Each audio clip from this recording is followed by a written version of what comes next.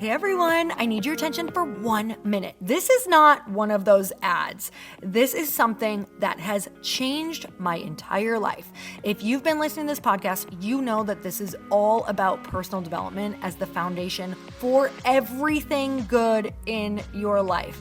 And this podcast is now sponsored by Growth Day, which is the world's first all-in-one personal development app. I mean, oh my gosh, can you imagine having everything all in one place that you need to create the life that you want?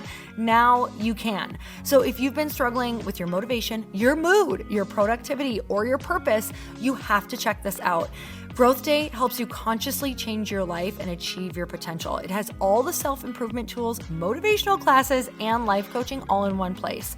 So many of us want to improve our lives, but the question is how? Where do we start? What do we use? How do you get unstuck? How do you make self-improvement stick? Well, research shows how. It's when you consistently journal, track your habits, set goals, learn from empowering mentors, and challenge yourself that you'll be happier, healthier, and more successful. But let me ask you something. Where do you actually do all of your personal development work? I have to tell you that over 300,000 people use Growth Day for a reason. It works. It's the world's #1 software for self-improvement. Growth Day has an amazing mindset journal that I absolutely love, a habit tracker, and a goal-setting system. In fact, I bet if you went to my stories this week, you probably saw me using the journaling app and telling you to do it too, because it's the first time that journaling has ever actually stuck consistently in my life because of this app. And best of all, Growth Day has live inspirational classes every single week from the world's top motivational speakers and life coaches. These are people who have impacted my life in huge ways. These are mentors who I already knew and loved. In fact, this is something that's so huge for me, you guys. I personally teach a class in Growth Day every single month, and it is one of the most fun things that I get to do, and I'd love to see you there. These classes will truly shift your life. There's always something new that you will learn. So join me and 300,000 achievers growing our lives with actual real intention. Visit growthday.com/Lori for a free trial. Yes, you can try this for free. So go to growthday.com/Lori and go live your best life. You guys, that's growthday.com/Lori. And I can't wait to see you there.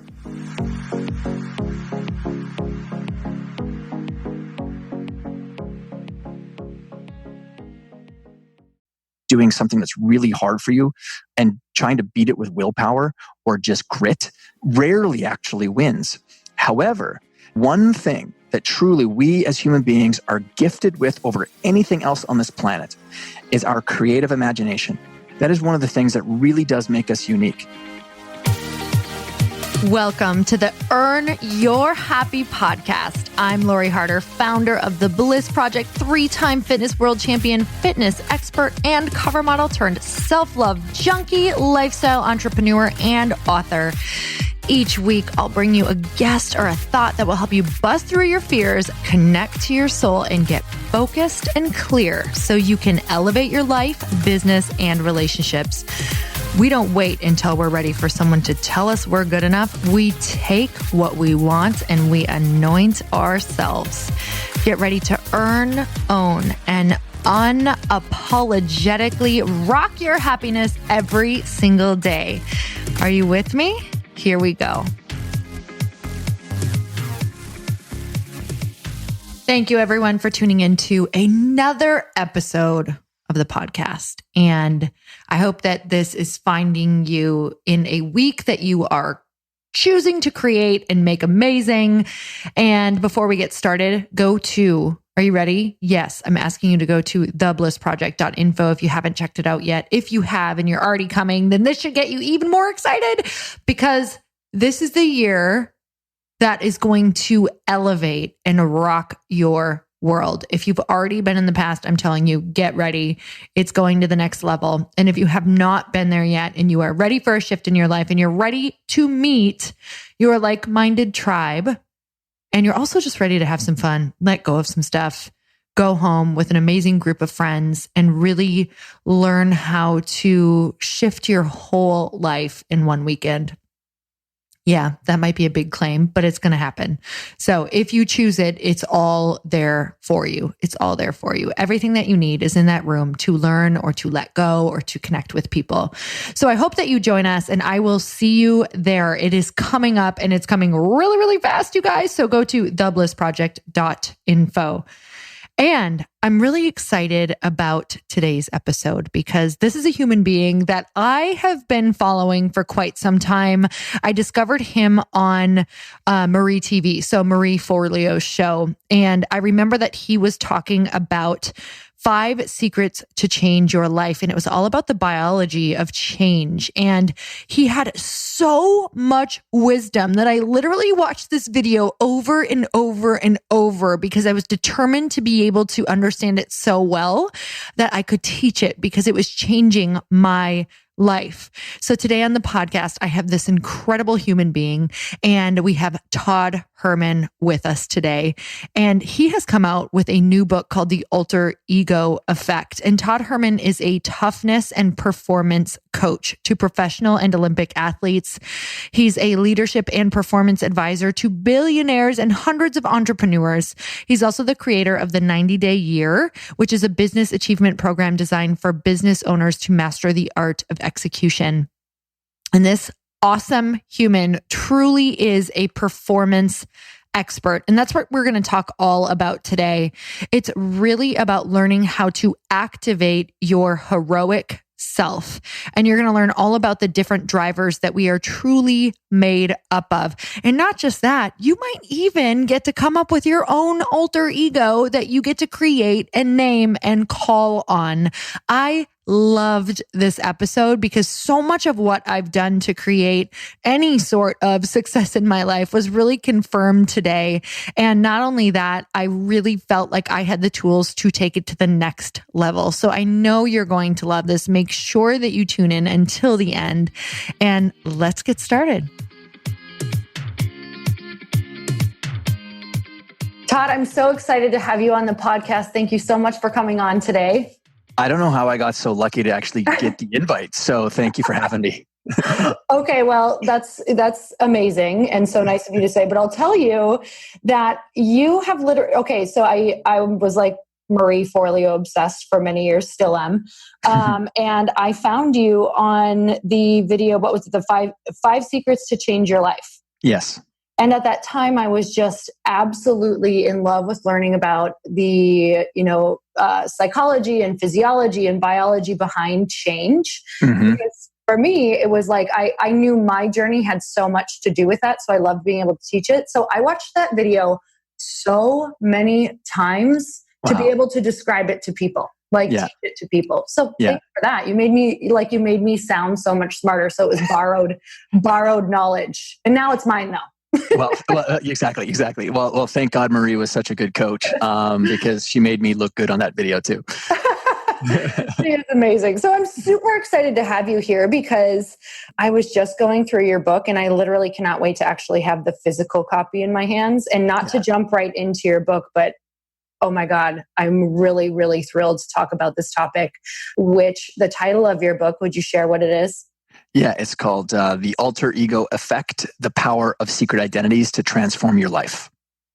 Okay, so I know that this is like literally one of my biggest secrets, but I need to learn all about now, like what the science is behind it. But before you do that, would you share just a little bit about yourself? Well, I live here in New York City now, but I did not start in a place where there was 8.5 million people in one spot. I grew up on a farm and ranch in Western Canada outside of a small city called Medicine Hat. 8,000 acres or 10,000 acres, whatever it was. When I grew up, I was in the middle of nowhere, truly. I had this kind of knack for sports and I ended up getting some football scholarship and I was a nationally ranked badminton player. So my kind of history was always around sport. And I had some unfortunate stuff happen to me at a very young age where I kind of started to get into like mental toughness stuff out of really actually just survival, honestly, just to keep myself alive. And now without going too deep into it, basically, I was sexually assaulted at a church camp when I was 12. And I started getting into, again, like just trying to master my own mental game. And it actually really served me then playing sports. And then when I got done playing, I started, volunteering at a high school, coaching some kids, and I would kind of share with them what my strategies were. And it always helped me get into the zone and flow state. And these kids started getting some great results. And over time, I started getting asked to speak. And again, this wasn't a business. And then it evolved into one. And I ended up starting a peak performance and sports science training business, working with athletes on the mental game. Started working with pro athletes, Olympic athletes a few years later. And then, anytime you're working with the elite of sport, you got a lot of achievers in business that are like, well, hey, I got to perform at a high level too. So I started building out training programs in the corporate and small business world. And kind of long story short, it's taken me all over the globe, worked with tens of thousands of people. But one of my kind of core secrets and strategies was using alter egos with athletes, because once I started working with more and more kind of better quality athletes, there was this consistent theme that started showing up. And it was that they would say things like, I step on the field as a different self, or I use a character or a persona, or I take a different version out there.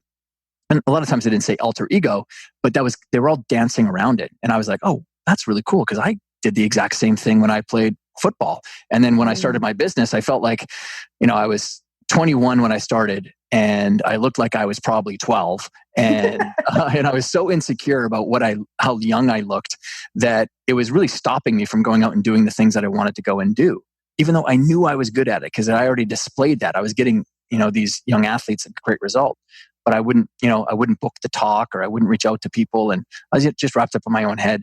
And I was like, wait a second, I use this kind of alter ego thing in sport. Why can't I? This is just a different playing field for me. And so I went out, and this was long before wearing glasses was cool. So 1997 to take you back. And I went to a Lens Crafters in West Edmonton Mall where I was living at the time. And I got a non-prescription pair of glasses to step into my Superman version of myself in business. And it was kind of like the reverse of Clark Kent. He would put them on to become Clark Kent, and I would put them on to be this super version of myself in business. And that's what really got me started, got me out of my own way, allowed me to circumvent all that other kind of crap that I was, trying to narrate in my own head that who I was, and just get past myself.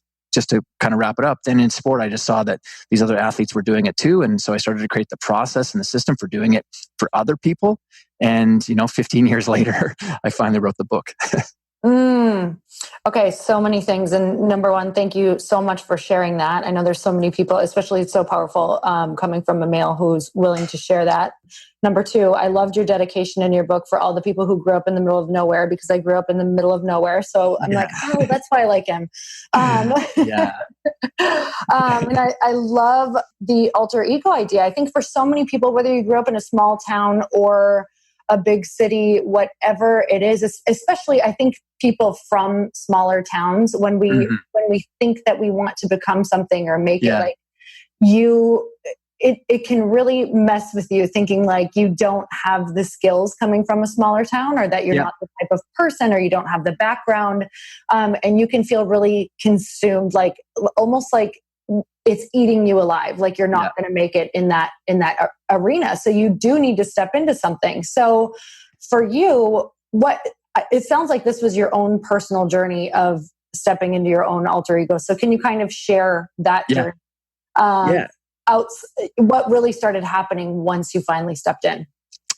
Well, so I talk about this in the book, that the importance of, like, if I was going to step into this character. So when I played football, I had my alter egos when I was it was kind of a combination of many coming together. And I'm a huge Native American buff.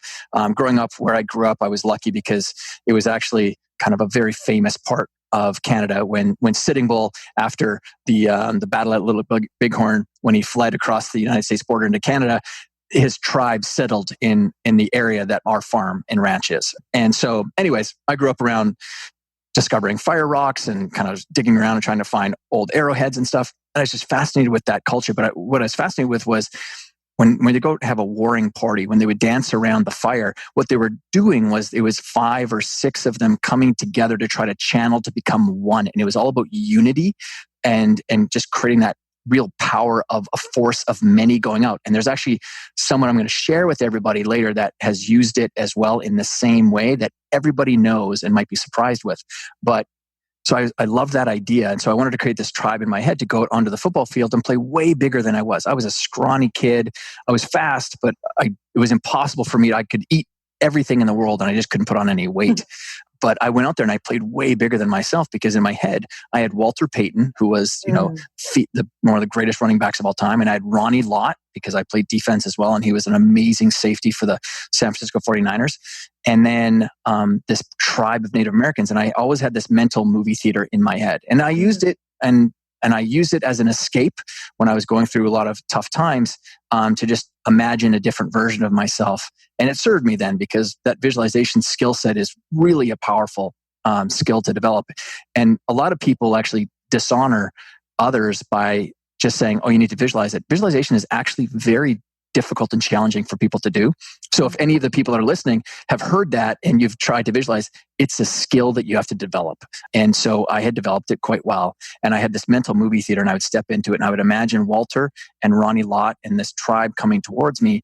And I used trading cards. I had 3 from Walter Payton. I had 2 from Ronnie Lott. And I would put 1 of Walter Payton's in my helmet.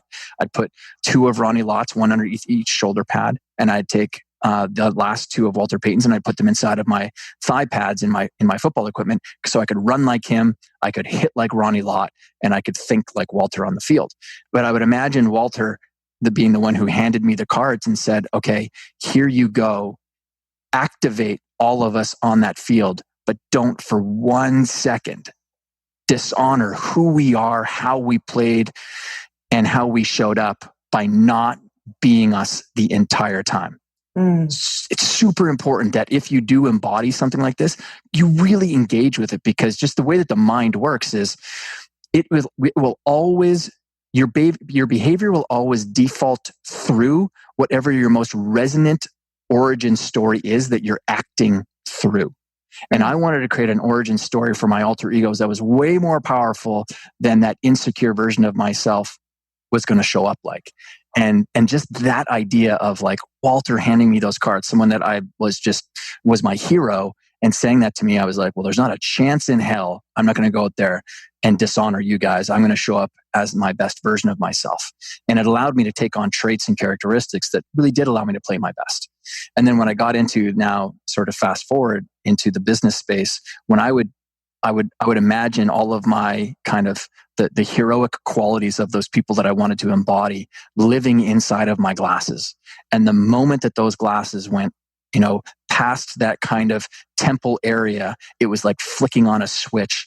And then I was going to be transferring from this insecure, inarticulate, and indecisive person into someone who was confident, decisive, and articulate. The switch was getting flicked, and I wasn't going to dishonor Joseph Campbell, who wrote The Hero's Journey, who is a total hero of mine. Abraham Lincoln, who I just wanted to like embody that level of character and integrity when faced with all of the insurmountable odds of him getting something like equal rights for everyone passed and stuff. That's what I was flicking on, and I was embodying truly those people. And if I ever caught myself being insecure or second guessing myself, because my alter ego's name was Richard in business, which is actually my first name. And so anytime Richard would start to, hear or embody the thoughts of Todd, those glasses had to come off because Richard would never think that way. Mm-hmm. He wouldn't be concerned about how old he was or get caught up of what other people were going to be thinking of him when he was on stage. And I was lucky. I had Jim Rohn as a mentor at a young age. And Jim was like, Todd, if you're up there and you're offering me value, I'll never question how old you are because you're giving me value. So that's kind of a little bit of that kind of process that I went through. And I talk about it in the book and how others do it as well. Oh my gosh. Okay. So many things here. So I'm like, you talked about activating it. You talked about changing your default. And it sounds to me like you used an anchor, the glasses are anchoring. So for people who are thinking, okay, I want to start doing this. I want to start making that change, because I'll tell you, the number one thing I hear from people is that that disconnect between who they are now and who they can see themselves as, in that huge bridge of imposter syndrome in the middle. Crossing that bridge. And I try to explain to people, like, even right now, like, I can be sitting in my home and I can still feel like an imposter in this life that I've built all around me. And it's kind of like you have to turn it on and anchor it. So can you actually speak a little bit more, if people are like, okay, well, how is that actually happening though? Just a little bit more into even creating an anchor for yourself, or what you were doing there with your glasses. Yeah, well, I mean, I practiced it, right? Like, I would stand in front of a mirror, and actually in the end, I tell people actually not to stand in front of a mirror and do it. Because I'd much rather people get engaged with the feeling sensation and then just seeing themselves put something on, whatever it might be. But there's a couple of things though that you said I want to talk about first before I unpack this. One, you really said it well, where it's this life that you have for the light and the life that you want, and that bridge that people need to walk across. Many people feel like there is no bridge there. How can I even get there? And that's actually one of the super powerful things about using an alter ego or a secret identity, is because for me, when I'm getting called for coming out and helping someone, it's typically because they need help right now when it comes to sport. Like, they have the US Open starting on Saturday and I'm getting called on a Wednesday, and all those other strategies that you're going to use with people long term. Like, I mean, meditation. I mean, I was talking about meditation with people in 1997 when yoga wasn't even cool in 1997. And so, but getting someone to start meditating on a Wednesday, that's not going to deliver the results right away. That's a long-term thing. And so I'm paid to make quick changes with people. And the alter ego strategy was always my core one that I would go to. And it's because there's something powerful that happens psychologically when it comes to change and making change happen. What most people have been teaching for the longest time is the idea that, if you need to change, hey, well, change is hard. And of course, change is hard, but you've got this iron will that's inside of you that can make it happen. And that's true. We do have an iron will. It's amazing what the human spirit can withstand and go through. However, meeting force with force, change is a force, especially if it's a massively resistant force for you, like doing something that's really hard for you and trying to beat it with willpower or just grit, rarely actually wins. However, tapping into the one thing that truly we as human beings are gifted with over anything else on this planet is our creative imagination. That is one of the things that really does make us unique. And so what an alter ego does is it's tapping into that real superpower that we do have, which can create what I call suspended disbelief. The moment that you actually start embodying the characteristics of Oprah or Lori or whoever that alter ego or secret identity might be, you are circumventing your own narrative and your own story, because we all play the whole grass is greener on the other side, right? Well, Lori's life is easier and she doesn't have to struggle with the same things I am. So that's who I'm going to go and step into. And now I can more gracefully navigate these, tasks or goals or, things that I'm trying to chase down. It's amazing what I've seen happen with people when they really step into it. And so this idea of that, where you are and where you want to get to, and that bridge and that gap that's there, the way to think about it is that alter ego is like a trusted friend, which is actually what Cicero, who was the first person to ever mention the term alter ego back in 44 BC, said. He's like, the alter ego is the other I, or a trusted friend. And if you imagine that the alter ego is standing on the other side of where you want to go, that extraordinary role is what I call it inside the book, and is now going to pull you there, help you, get you past some of that resistance so that you don't need to fight it so hard. And just to think of it, that's how I thought about it. And it helped me. Again, it took me a long time to get past the demons that I was, battling, but I didn't want to quit on what my goals and my dreams were. Therapy, definitely helped in the end and everything, but I didn't want to wait and sit on the sidelines of life before something shifted and changed. So to help others kind of tap into this, and, we talk about the process in the book, and more than that though, I talk about, the science behind this and why, and other people that have used it. But there's a principle to kind of get to the whole, you were talking about the glasses. And again, glasses are just one tool that we use. There is a psychological principle called enclothed cognition. Okay. And I don't know, have you gotten to the point in the book where I talk about that yet, Laura? I don't think so. Mm-mm. Okay. So you're going to love this. Okay. So enclothed cognition, because I know how much you love nerding out on the psychology of this stuff. So enclothed cognition is this principle in our lives where we as human beings, we ascribe meaning to things. And what happens is whatever something means, whatever narrative we have around that thing, and if we put it on, we actually start to act through whatever that thing is that we put on. And just to give you an example, so there was a great study that was done at the Kellogg School of Management.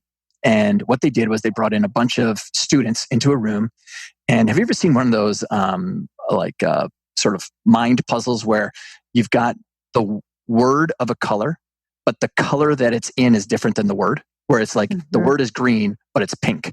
It's colored in pink. And then there's like the next one is like blue, but it's colored in yellow. And then it's typically like a 5x5 grid of 5 words going across and 5 down. And so 25 total boxes with the word of a color and then it being colored differently. And the challenge is to say the color of the word.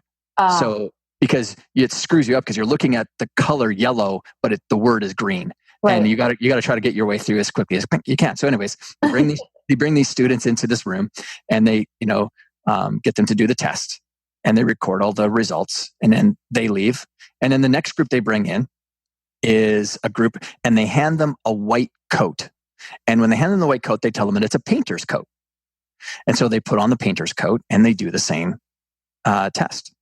And then so they record all those stats and then they bring in another group. And the next group, they hand them the exact same white coat, except this time they tell them that it's a lab coat or a doctor's coat. And then they record those results. Well, when you take a look at the people who were wearing the painter's coat versus just regular street clothes, do you think that there was any difference in the results? And again, what they were testing for was focus and concentration, the amount of which is basically tracked by how many mistakes that they're making. And then they were tracking how long it took them to do it. So what do you think what result would be different between the painter's coat people and just the regular street clothes? I feel like if I was thinking through the lens of a painter, that I would be looking for color. Like I would see color first. So I would think it would be better. Okay.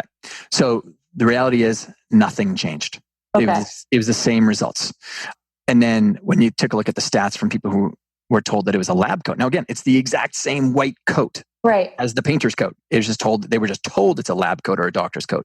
Those people did it in half the time. Oh, wow. And they did it and they made exactly 52%, I believe it was, less mistakes with it. Oh my gosh. And that's because when you take a look at when someone hands you and you put on a lab coat, you're enclothing yourself in the cognitive state of someone who's focused, concentrate, who's detail orientated. Right? So now your entire behavior has changed.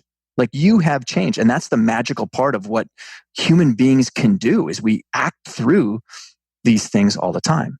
But what's funny about this is then they did another test with them and it was a creative test. Well, what do you think happened when they were told that they had a painter's coat on? Right. They expressed more creativity. They were better at this test than the people who were wearing the lab coat. They had the exact same results as the people who were wearing the plain clothes. So why this matters is every single person that's listening has something in their life that when they put it on could comfort them, is something that maybe it was handed down by their grandmother. And maybe they have some great story about who their grandmother was or whatever. I mean, I've got a nana and a grandmother who, both of them, definitely there's a huge resonant emotion for me with who they were. In fact, like my nana, which was my mom's mom, I always felt like she was the only one who got me. My papa, her husband, I always like butted heads with him. And then as I grew older, I realized, we were the exact same person. And that's why Nana could actually deal with me with more grace than other people could. But anyway, what I was trying to get to was that if you do have something that's like that, where it doesn't clothe a lot of meaning, what if you started using that as a way of activating the superhero characteristics or traits of the person that you got them from? Because now you're going to start to enclothe yourself in the cognitive traits of that person. And so for me, that's why wearing those glasses, I I created as much meaning as I possibly could so that I could enclose myself in the traits that I truly did want to embody.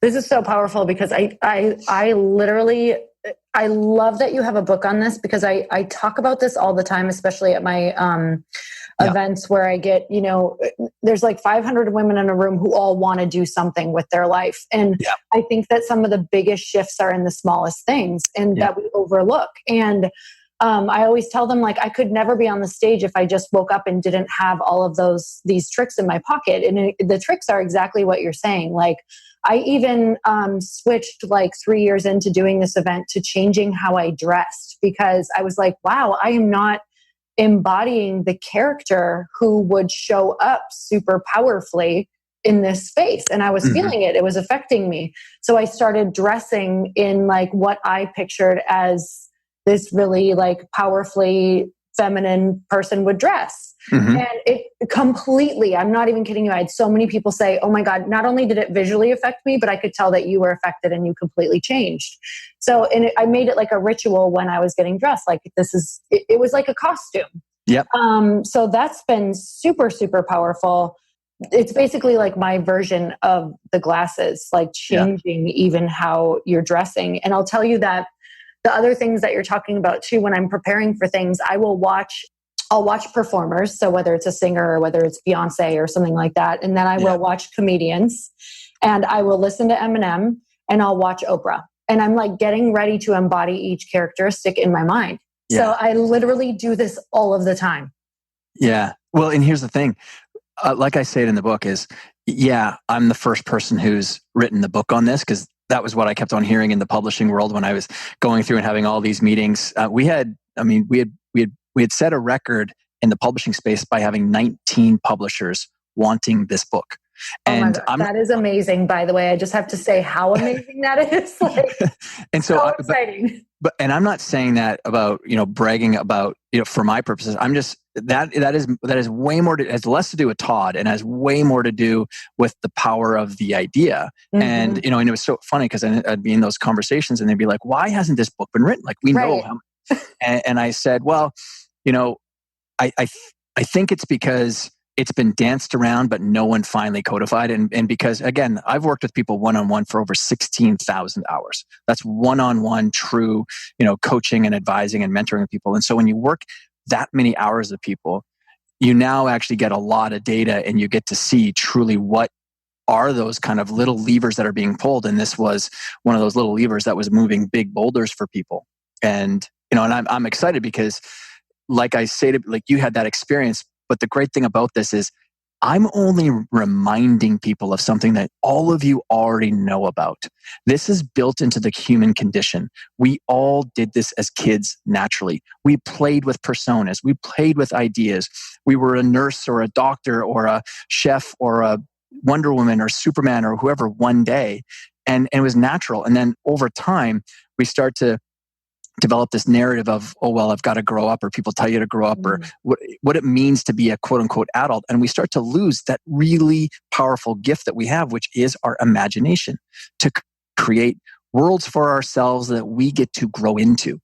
And this has nothing to do, because I know one of the natural objections that comes up from people is, well, isn't this being fake? And I don't want to be inauthentic. And really, authenticity is about you having your real results be a reflection of who you truly are on the inside. Nothing is more frustrating to a person than when you put your head on a pillow at the end of the day and you are like, why didn't I say what I wanted to say to that person? Why didn't I do what I wanted to do? Why didn't I say to my mom when I was leaving, I love you? Like, why do I have those hangups? That's being inauthentic, because we judge ourselves then on that performance. As opposed to, if we're simply leveraging and getting Oprah to help me get on the field as I know I can, that's the most real and authentic you that there is.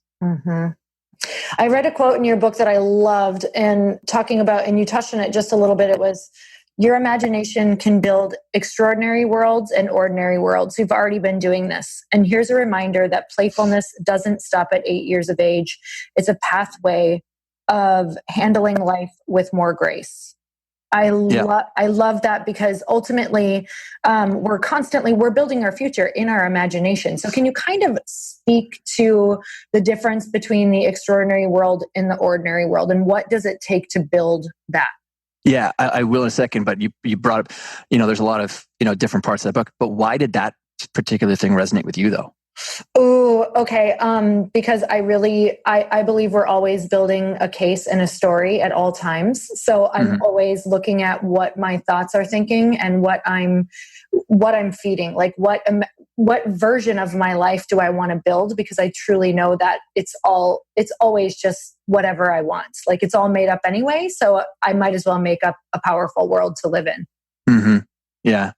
Yeah. I mean, for me, that part of the book, it's so funny that you picked that out, because the struggles that I had just trying to move through life myself, that was my reminder to myself, was that and it was more of like, I'm not an affirmation person, but it was more of like, if I continue to do this, I'll be able to conquer all those and slay all those dragons that I was carrying, and truly get to that place where life was more playful again and graceful, and being able to use an alter ego to help navigate that stuff allowed me to circumvent those issues that I, I'd had, bouncing around in my head.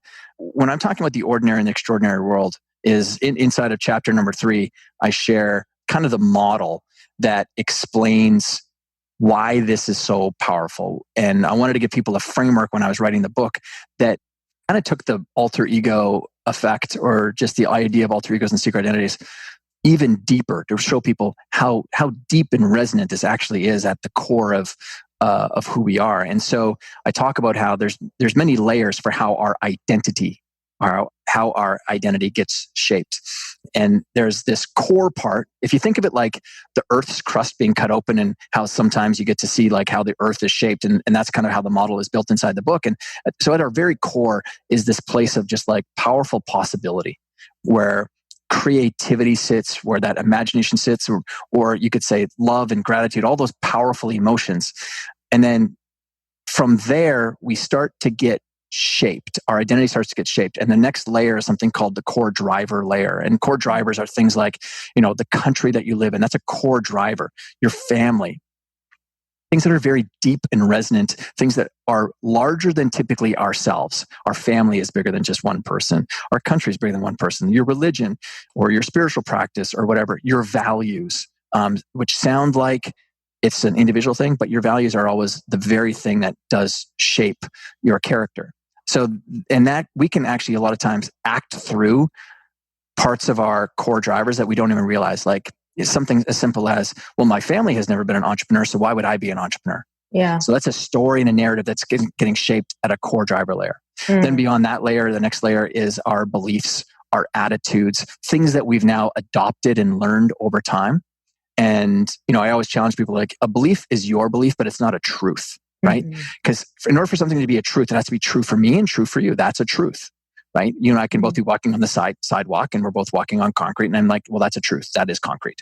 But, someone that says all people from Ohio are terrible with money, well, that's not a truth. Oh, wait a second. Listen, I don't want hate mail from people from Ohio. We love Ohio people with money. Yeah, with money. Oh my God, that's gold. That's your quote too, by the way, on the quote. That's going to be on the social media. Thank you very much for that. You're welcome. And so there's our beliefs and our attitudes get shaped about, who and what we are, or the world, what we believe about the world and ourselves. And then the next layer is where it's the layer of action. And that's where our behaviors are, the skills that we've developed, our knowledge. Our belief layer can doubt our skills, doubt our knowledge. That's where imposter syndrome starts to go in, where we, dismiss our wins, dismiss the achievements that we've had in life, and worry that we're going to be found out, quote unquote. And then the final layer is the layer of like circumstance, a situation. It's our field of play. It's, hey, I can speak really well, but I can't speak in front of an audience of 1,000. Well, now that's a circumstance, and that's a belief that someone has about that circumstance. Anyway, in that entire model, I talk about how there's an ordinary world that gets created in it, and there's an extraordinary world that gets created in it. And an ordinary world that people are experiencing right now is a world where you keep on getting trapped by the circumstances around you, by the beliefs, by not uncovering and sort of peeling back the onion on, are those things that I'm acting through at a core driver layer? And I'm in the book, I try to really unpack it for people so they can really get clarity about themselves and how it's truly shaping how they're showing up, so that we can remove it far more quickly. And so the ordinary world is just, it gives a sensation that because it's ordinary, because I'm not showing up like I know that I can, or I'm not pursuing the things that I really want to. I haven't started that business. I haven't started that creative practice of, painting or writing, or I haven't started that practice of deepening a relationship with my significant other because I want them to start it first, even though I know at my core that's not the right way to do it, right? Mm-hmm. There's this massive wisdom that we have at our core that when we tap into it, we actually, and we start acting through it, we unlock a heroic self. And that heroic self starts to create an extraordinary world. Not because that world is easier. The same things happen to people who are living in an extraordinary world, but they stay really far more connected to who and what they want to show up on the field of play of life. And they're acting through a lot more powerful intention. And it's no longer shaped by me trying to impress other people. It's me knowing who I am and what I want. And I'm going to play this life in this game through those rules, my rules, and show up. And then what I say to people is, it might be one thing to know that. And maybe that releases that heroic self. But for other people, they still have that tinge of self-doubt. And that's where an alter ego or secret identity or playing with a persona can help draw out those personality traits and skills that you want. So I know that I can definitely trace mine. I think this is probably everyone too, but going back to the core driver, the family, the values, the environment, like those can feel like, you said beliefs, but those can feel like truths sometimes to break through. Yes. So separating when you have I know there's a lot of people who are still in the environment that reflects back to them what feels like a belief. Mm-hmm. So what would you say to people who are like, oh man, this is a deep rooted, like this is so deep. Let's say maybe it's religion. Let's say it's family. So it's like, you're going to either go through some pain or you're not even sure if it's truth for you, even though deep down you do know. What are the steps in like getting to the real deep root and being able to work through it? If you feel you're imprisoned by a belief of maybe your family struggles with money, let's say that one. Yeah. Well, so one thing is just knowing that the human spirit has such a phenomenal capacity to withstand struggle and trauma. And I'm not saying that there's going to be people that not everyone has to go through deep trauma, but just know that the fact that you're even listening to this podcast shows that there is an extraordinarily deep and resonant toughness and strength to you. And there is literally nothing on the horizon that could beat that. As someone who has gone through a lot, and that's probably in some ways what made me really good with the people that I've worked with, is that I've got an extraordinarily high level of empathy, and I will never spew a bunch of self-help crap that isn't based in truth, because I think that's a responsibility that everyone should have, is to base things in something beyond just provocation or something like that. But it is that just know that, and that alone can help a lot of people. But when you're in it, that can feel tough to do. Mm-hmm. But the fact that you're still breathing shows that you've got an amazing fortitude. But more than that, here's one thing I want to make very clear to people is this. I think one thing that the personal development and the self-help space has done a disservice with, and it's no one's fault, I don't think, it's the name itself, self-help, personal development. If you want to lead a life where you are the one who gets to stand at the top of the mountain and say, I conquered this with no one around you, that is an empty existence. Mm-hmm. You are doing it way harder than you ever need to do. And so knowing this, what I would then encourage, how you move through this stuff is with the help of as many allies as you can get, as many trusted allies as you can get. I'm constantly hunting for even better quality people that I can get myself around. Not because I think the people that I'm with are not quality. It's just that it's only going to make me that much more valuable to the people that I like to serve or to my own family. I've got 3 little kids and I want to be as valuable to them as I possibly can.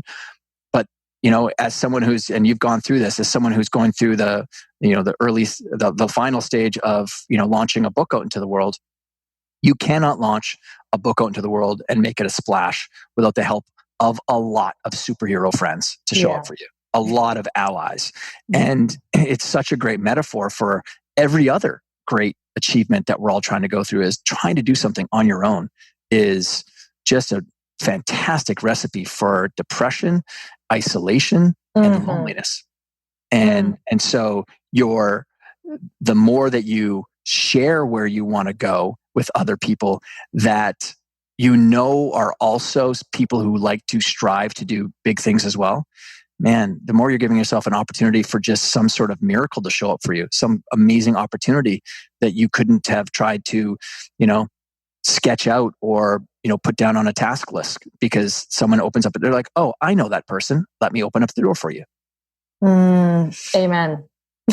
Yeah. And so it's not the answer that, because many people they're like, hey, okay, well, and because everyone wants to go to, the grit and the willpower. And I'm saying, no, like as someone who has learned the hard way sometimes, it's that it was so silly of me. And when I take a look at those years where I didn't grow in business or self as much as other years, it was, I isolated myself. I did not share with people where I was trying to go. I didn't share with people the thing I was struggling with, because good human beings, which is, by the way, despite what it feels like it is in the media, is by far and away the vast majority of human beings on this planet. They love to help other people. I want to leverage that. And it's so funny, right? Because when you're on a diet, the chances of you breaking your own diet are extremely high. However, and this is what I did as a practical example, because I did some fitness competitions back in my late 20s and early 30s. And when my best friend, Mike, and I would go out for lunch together, he would order for me and I would order for him. Oh, that's awesome. Yeah, because I want to see him succeed. He's my best friend. So I'm going to order the best thing for him and he's going to do the same thing for me. Wow, that's so interesting and so true. And so as a practical thing too, because I know this is your crowd as well, is that I did a challenge in one of my communities where I asked people to pair up, and I asked them to plan out each other's week, get to know their business, and plan out that other person's week. I'll tell you what, that's brilliant. It was the most productive, effective, game-changing breakthrough weeks of all of those people's lives who participated, because that other person is going to put the thing on your calendar that they know is going to help you succeed. And they don't live with your resistance. They don't live with your negative beliefs or your own traps that you've got. They're just saying, practically, this is what you need to do. And then the fact that that other person is reciprocating and doing it for them, you don't want to let each other down. Oh my God, that's so good. I'm literally like, I'm going to do that in this group that I do with these other women, because that's so brilliant. It's so easy to pull in your story all of the time and be like, well, that's going to be in the way and that's going to be in the way. And it's just not. Yeah. Why do you think why do we always go back to isolating ourselves? It's a story that's just been consistent over the course of time, where it's, you feel like you're the only one who's going through that. And then secondly, it's that you don't want to bother someone else. Like, no one wants to be a quote unquote burden by sharing that. But, as someone who has problems and situations and circumstances presented to him every single day, because that's what I do for a living, it's only a burden, I think, if someone wants to sit inside of it and just talk about it for a very long time. But for me, I'm never bothered by it, because I know that the person is there, just they're struggling with it, but they're struggling with it because they're trying to break free of it, right? Yeah. It's when, as soon as I have a friend who I'm not seeing struggling with something, that's when I get concerned, because complacency and apathy are extraordinarily dangerous. right? Because as soon as you have complacency, as soon as you have apathy, the next step is very dangerous, which is where hope is lost. And when hope is lost, that's when people do things that are way beyond outside of their character. So, and as soon as I have someone around me that I care for that goes quiet on me, and again, I know this so well because I know what I did, and well, I'm gonna ping them right away. So it's why one of the practices I've had since, it's not why, but it's one of the great benefits of this practice. So since I was 22, I've written a handwritten note every single day, 5 days a week. So I've written over 4,600 personal letters to people. So if I read a book, I'm going to send that author a note. And it's going to sound something like, hi, Lori, we've never had the pleasure of meeting before, but I wanted to sit down and send you this note of appreciation for doing the hardest thing I think is out there, which is putting words on paper and writing a book. And specifically, I wanted to thank you for what you said on page 76. And then I'll put in what you said on page 76. And then I'll finish up with, that really shifted a paradigm that was in my head. So thank you for doing this. I wish you the best, Todd Herman. And I don't say, hey, if you're ever in New York City sometime, let's get some coffee or something like that. But you know what the number one response is I've gotten back from people? What? You have no idea how much I needed to get this today. Wow. And totally not suspecting that or expecting that. Yeah. And I've written letters to, I'm completely unfiltered. I've sent letters off to Daniel Day-Lewis, Philip Seymour Hoffman, who unfortunately committed suicide, Ronald Reagan and Nancy Reagan. They were actually one of my first 20 letters I sent, and they all responded back. I got letters back on presidential letterhead and all that. And the most consistent response back was, you have no idea how much I needed to get this today. Thank you. Wow. So this is a daily thing that you do. It's like a handwritten note that you send, just something you're grateful for. And everyone in this community would know well about the practice of, people talk about, gratitude journals or whatever. And so this is my way of taking gratitude and magnifying it by passing it on to someone else. What do you think that's done for your life? Well, it's definitely kept me rooted and connected when I've gone through challenging times, because that feedback loop that I'm consistently getting back, because, I'm writing every day, and, I've tried to pursue some tough things and challenging things and all that, and getting that feedback loop constantly closing where I've made someone else feel good, not kept me going, to say, is completely morbid or anything like that, but it really, it really helped, fuel me, and made me want to do it even more. And it was, and just that's how I start the day. And it just kind of anchors me into a good place. So I know writing a book is just such a journey of ups and downs, and oh my God, I talk about it a lot on this podcast. So I think a lot of people know, but so I'm always I love hearing the process, because I think it's also just a part of the book. So for you, what came up for you on the days where you were either struggling, or you had imposter syndrome, or you were like, oh my God, I'm halfway through, or whatnot? Can you share some of the struggles with us and how you got through them? Yeah. Oh boy. This is just full transparency. It was the hardest thing I've ever done professionally, because the method that I used when building out an alter ego with people wasn't a step-by-step process, because it doesn't need to be that way. And even, I'll actually get to this in a second, how I kind of ended up solving it. And so, and I was working with a ghostwriter to help unpack the book. And she's had multiple New York Times bestselling books. She was amazing to work with. And we had a lot of days where I'm like, we would unpack some amazing content and fall down a rabbit hole.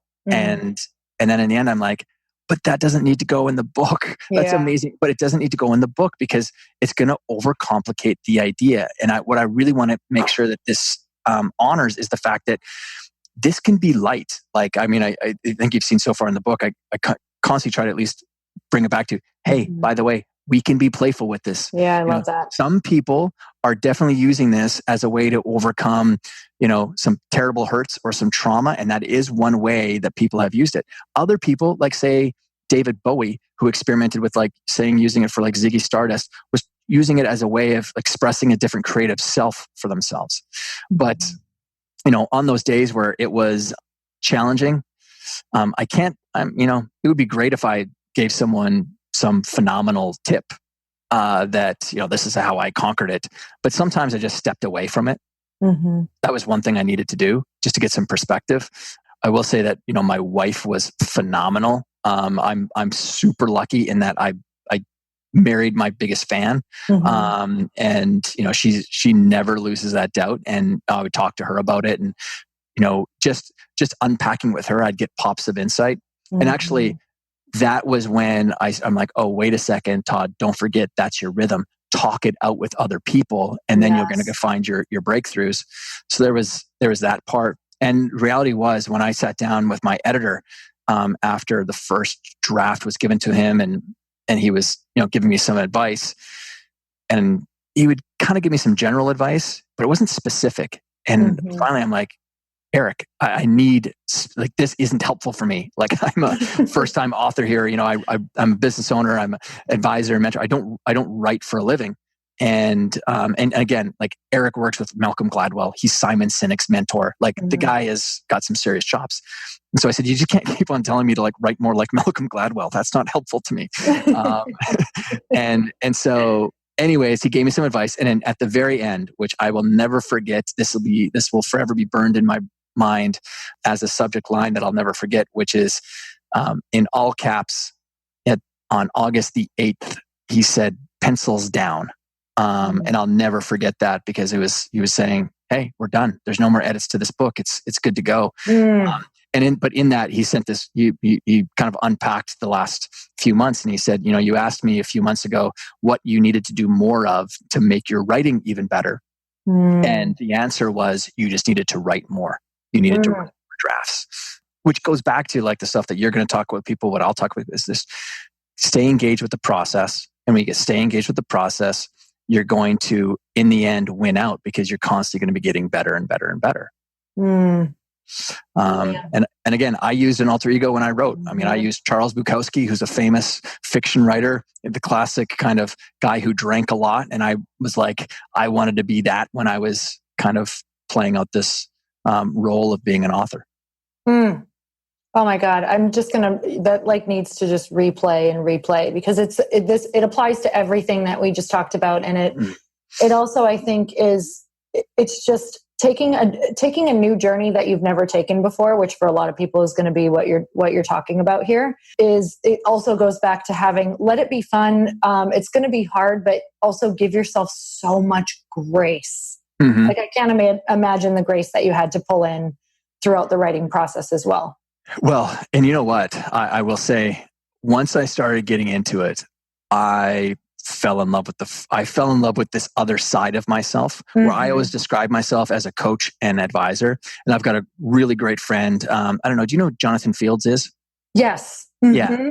So he's Good Life podcast. Yeah. Exactly. We were. That's right. I forgot. I was actually talking to him about you today. Anyway, so him and I and two other guys here in New York City, we're in a dad mastermind together. So we all run businesses, and we get together every 6 weeks, and we just talk about the dad side of us, and then also being business owners.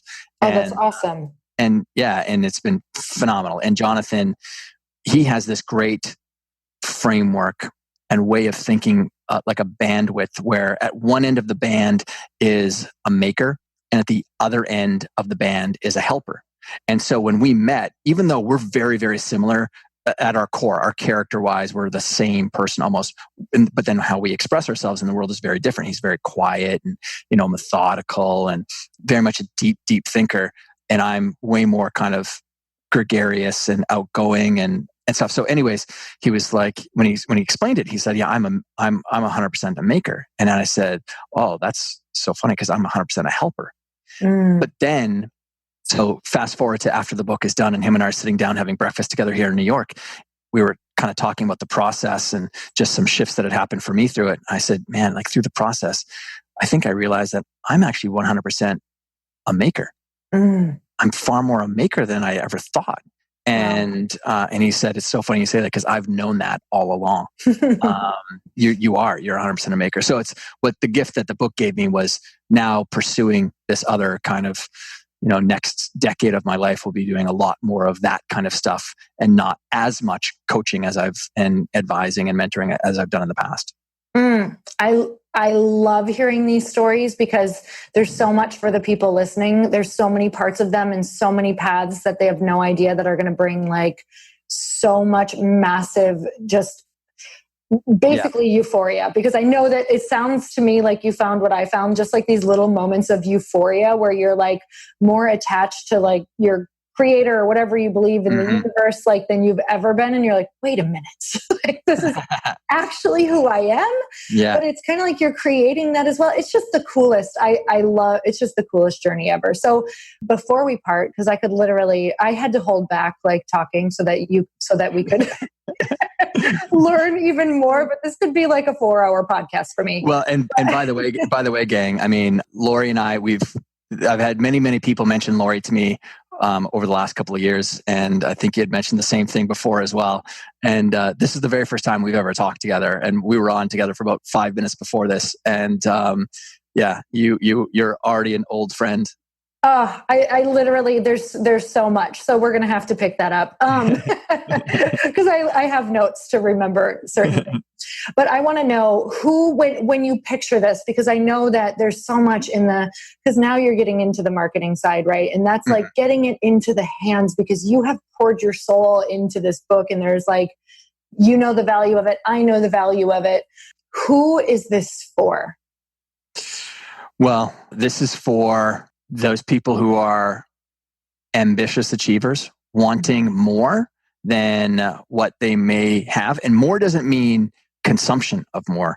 More might mean actually subtraction, deleting stuff that shouldn't be there. And that actually is when I talk about, because I live in the world of high performance, one of the principles that we talk about is performance is actually a subtraction, deletion, and removal process more than it ever is an additive process.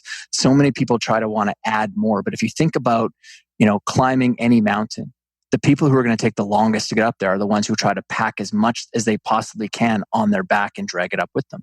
Whereas the people who are going to get there in a stealth fashion or without overwhelming and tiring themselves out are the ones who are going to unpack a lot. And so that, for me, that could be achievement for people. Achievement could be just letting go stuff that you don't need to carry anymore. Or it could be people that want to be, I talk about the alter ego that I use for me being a parent, right? The last thing that my little kids need, I got a 5-year-old, a 4-year-old, and a 2-year-old. The last thing they need is this confident, decisive, and articulate version of Todd that shows up in business. What they want is the fun, playful, and, get on the ground and muck around version. And so we can all get caught up in our own day. Like, there's a lot of energy that goes into running a business and doing the stuff that we do. And so when you end up going home to them, you can rob them of that energy because you could be tired. And that's not fair to them.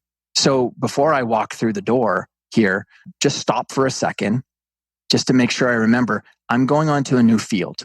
Who do I want to be on that field? And now I don't even need to do it because it's just unconscious. But, as a new dad, I needed to do that. And when I walk in the door, there's a little hook where my daughter, Molly, made a small little bracelet for me a couple of years ago, and it has M, S, and C on it, Molly, Sophie, and Charlie. And I put it on, and that's my totem. That's my artifact. That's my version of my glasses, where that's how I want to embody. And who lives in that? Again, that's that enclosed cognition, is Mr. Rogers. And I don't know if anyone here has watched the Mr. Rogers Won't You Be My Neighbor documentary, which is I heard it was amazing. It's amazing. You got to watch it. Literally a third of that documentary is about alter egos. And they talk about how his famous hand puppet, which is Daniel the Tiger, which is now a famous cartoon, his wife talks about how Daniel Tiger was his alter ego, which was really the truest reflection of who he felt he really was. And he acted himself through Daniel Tiger. And so that's, it's because there's those moments where it's like you can easily respond and react, emotionally, but just having that idea of, well, how would Mr. Rogers do this? Well, I'm going to get down on one knee, because he always got down on one knee. He would always talk at eye level. Sophie, my middle one, she's got this fantastic emotional bandwidth. Let's just call it that, where she can go off pretty fast. And me meeting, again, like I said at the very beginning, me meeting force with force, right? Her force of her energy with my force of being like that dominating parent that's like going to yell and scream back. It doesn't work. So I shifted, because that's what I was making that mistake. and I shifted, and Mr. Rogers would just get down on one knee and he would probably embrace her and give her a hug. And it's amazing how what would typically have been a 5 to 12 minute meltdown goes to 18 to 30 seconds, because that's all she needs is that. Mm-hmm. So, the application of this is so universal, and people have used it to help them, bring their heroic self on many different stages, many different fields, whatever that might be. I love that. And I found so many parts of it. I can't wait to read it in its entirety. What you talked about at the end for finding wherever you're at in the journey. Like for me right now, it is the taking away. And I'm just, I love that I was reading part of that in your book, just the confirmation. And also I think it's important to, when you're in that space, we can be so attached to different identities, and just also learning about, you can switch it. Like that actually doesn't matter. We can choose, how we feel and to make a good day. And you can do it through this process as well. So I love that. And I just want to acknowledge you for how you've shown up in the world as such an amazing teacher. And you have this beautiful ability to take those really big topics and make them super easy to understand and very bite-sized. So I'm so grateful for that, which is probably challenging at times. Well, but that's my favorite thing. I mean, I'm dyslexic. So that's kind of one of the superpowers of people who've got dyslexia is I think in pictures. And so what it does, it allows me to maybe see things, sort of chunk things up a little bit into like, what's the big picture here? Like at the moment you pull me down into the weeds, boy, that overwhelms me. If you want a fantastic way to make me anxious, then definitely pull me down into the details of something. But one of my superpowers is definitely shaping context for people, and and I love that, because I think one of the most powerful gifts you can ever give someone isn't necessarily motivation, isn't confidence, because both of those things are born out of clarity.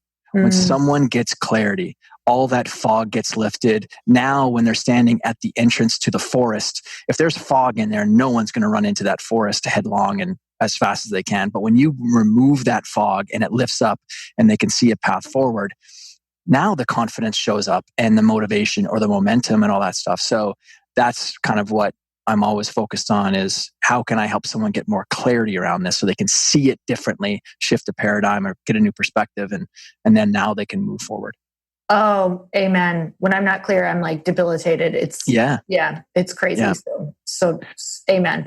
So, okay. For your book, where do you want us to go grab it? Because you guys, literally, this will be a book that will help you not only get clarity, but will absolutely impact and change your life, because it's not something that has to take a long time to start doing. So where should we go? Should we go to well, I mean, they can go to Amazon. They can go to alteregoeffect.com and they can click on, we've got all the links ready for people, so it redirects them properly to the Amazon stores around the world, or the Barnes & Noble stores, or wherever they want to go buy it from, if you want to go to your local bookstore and all that kind of good stuff. But if they just go to alteregoeffect.com, the links are all there for people to go out and grab it wherever their preferred place is. Oh my gosh, I love that. And here's the deal, that we have so many overachievers on here. So for the overachievers, if you want to leave a review or text this episode to a friend, that can be like your A++ extra credit. Because as an author, and I always like to share this because we have so many people who listen to this who want to be an author or they want to be a speaker. As an author, it takes a massive community to get it out there. So if you do love it, just take one extra second and share it or text it. And make sure your friends are reading it with you, and start a book club. Just kidding. Well, and tag me. Let me know if you got questions. Tag me on social media. I'm on Instagram and Facebook and all those other places that everyone else hangs out as well. So yeah, I mean, it's one of those, just like you said, I mean, if you can do this book with someone else too, again, that's where you're uniting that superpower alliance of, bringing other people into an extraordinary world with you. Oh yes, and they know I'm all about that. So I'm hoping that they've all started that. So okay, I always end on one last question. Are you ready? Let's do it. Okay. So you have like 30 seconds in passing with a stranger, whether you're on the street or in an elevator, and they look at you and they ask you, "How can I make myself happy?" What do you say? How do I make myself happy? Yeah. I think there'd be two things I would say back to them. I know there's going to be two things. Is one, sit down and write a note to someone thanking them for the way that they make you feel and how they've impacted you in some way. That's number one. Okay. And number two would be to go out and find someone that you do not know and pay them an unadvertised compliment. So that one sounds strange to some people. The first one is the easiest go to. The second one, though, I think that if there was a championship for being or finding the world's best elevator conversationalist, I think I would probably win that battle. You're like, this was my question. This is, I love getting in the elevator, and I do this every day. I mean, living in New York City, because we're always in elevators, it makes it easy, but I love getting in the elevator and just striking up conversations. And I always will reference something that's situational. So, if Lori, if you get on the elevator with me, I might look down and I'll be like, new shoes?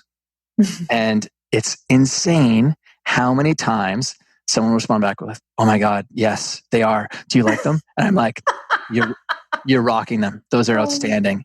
And what you do for that person in that moment, they are floating on a cloud for the rest of the day. Because again, don't forget, so many people, not everybody, but so many people go out in the world feeling insecure about themselves. And if I can stack one more little poker chip of confidence onto their side of the table, I don't know, the domino that might drop for them that day. So just paying someone a just random compliment about something, and it's even something as simple as just today.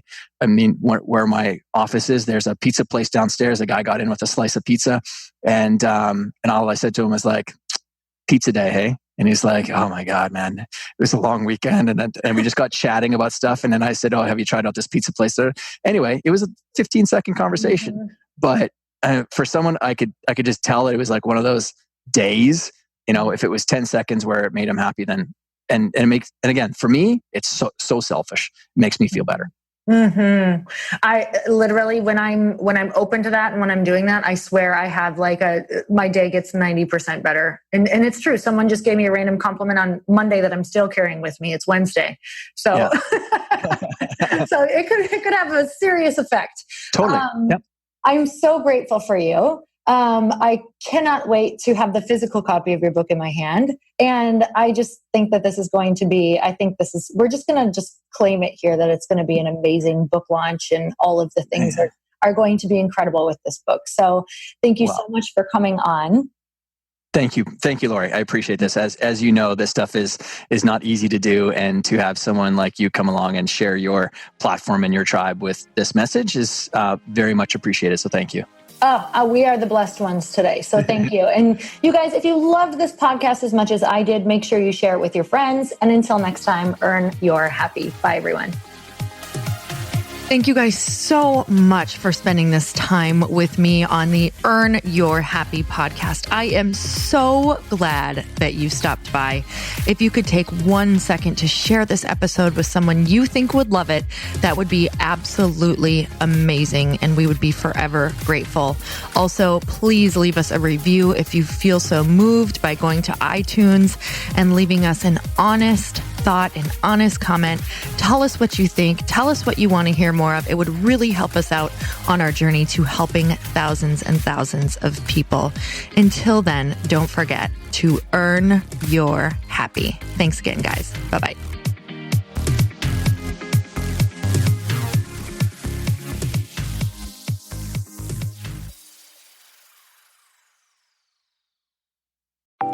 Want to know a huge secret to my success? Okay, not only my success, but just about every single person that I have interviewed on this podcast who is successful has this in common. You guys, they love to journal. They capture their life lessons and what they're grateful for. But a lot of people don't keep this up consistently. And most people do know that the research shows that journaling deepens your gratitude and increases self-awareness. But did you also know that journaling decreases stress and helps you achieve your goals faster? In fact, journaling is a huge differentiator between average performers at work and high-performing people. It leads to longer-term clarity, confidence, and success. So why don't more people journal? Why didn't I journal consistently? Honestly, they don't like staring at a blank page. It's hard to carry a book around with you or a notepad, and they just don't even know what to write about, or they just forget. That's why I know that you're going to love Growth Day. It's the world's #1 system for self-improvement, and it's like all-in-one personal development in an app. And it has an awesome digital journal, and people love it. Growth Day's digital journal has hundreds of research-backed writing prompts for self-reflection, positive mindset, confidence building, and success. I use them all the time, and it makes me think in ways that I typically don't, and it makes me ask myself better questions, which we all know gets better results in our life. It even has prompts that help you develop a daily, weekly, or monthly habit of reflecting on your life and identifying areas to grow. So it's a perfect time of year to start journaling, you guys. When you sign up at Growth Day, you also get systems for habit tracking, goal setting, and scoring, and improving every area of your life. Best of all, I get to teach there too, you guys. I'm so excited. I hope that I get to see you. I teach live in Growth Day every single month with a new topic just for you. So join me there. Start your free trial at growthday.com/Lori.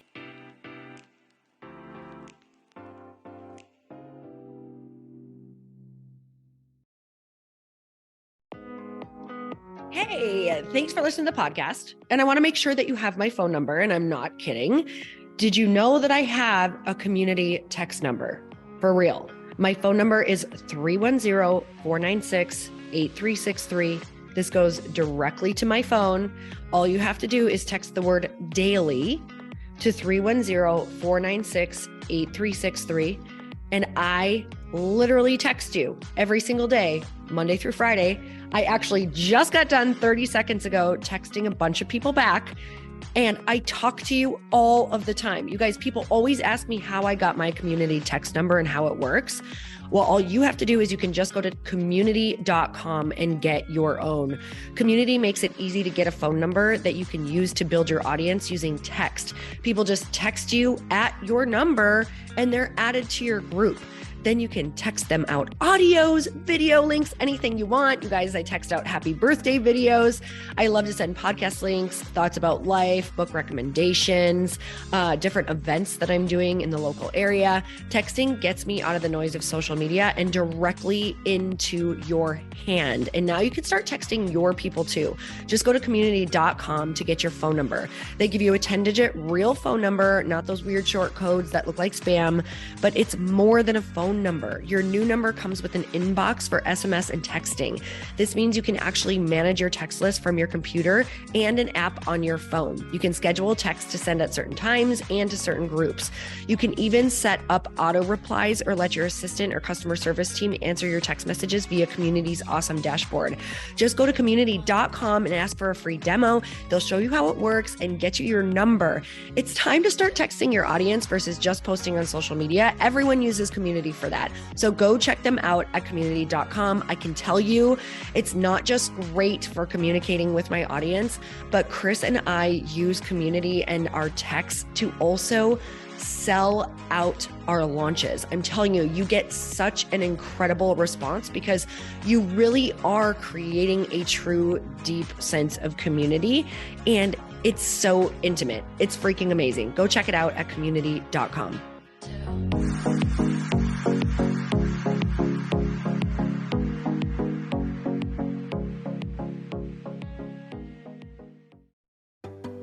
Hey, do you know what the big secret is this year? And it shouldn't be a secret because this should be your biggest focus. It is building your community. I am always working on building and nurturing my community, and everyone is talking about the power of community. Without an online community, you just cannot grow organically or create a real movement, which is what I know that we're all after. And you can build trust or monetize your audience. When you get community right, not only does your audience grow faster, but so do your sales. But where's everybody going to be managing their communities these days? And a lot of online entrepreneurs and thought leaders are turning to Circle.so. Circle is an all-in-one community platform. It lets you host content and create discussions, live streams, group chats, and memberships all under your own brand. And what's so cool about Circle.so is that you don't even need a website or Facebook group. Instead, Circle lets you build your own community site where you can host content and manage your members. You can even create locked and unlocked content spaces, groups, and classes. How freaking cool is that? You can put your content behind a paywall too, and you can charge different amounts of money for different spaces on your community site. Circle.so is famously easy to use, and it has a free 14-day trial for you, so you can go check it out, see if you like it, see if you love all the options. Just go to Circle.so. Go check it out right now, you guys. Imagine being able to manage your community, start group chats and live classes, and accept payments all in one place. Kind of mind-blowing, since this is usually spread all over the place. You have to log into so many different things. If this is the year to capture, organize, and monetize your community, head over to Circle.so. You can get a free trial and start building your online community right now. Just go to Circle.so. You guys, you get the 14-day free trial. So just go and see if it's for you. It's going to streamline everything and make your life so much easier. It's so freaking cool.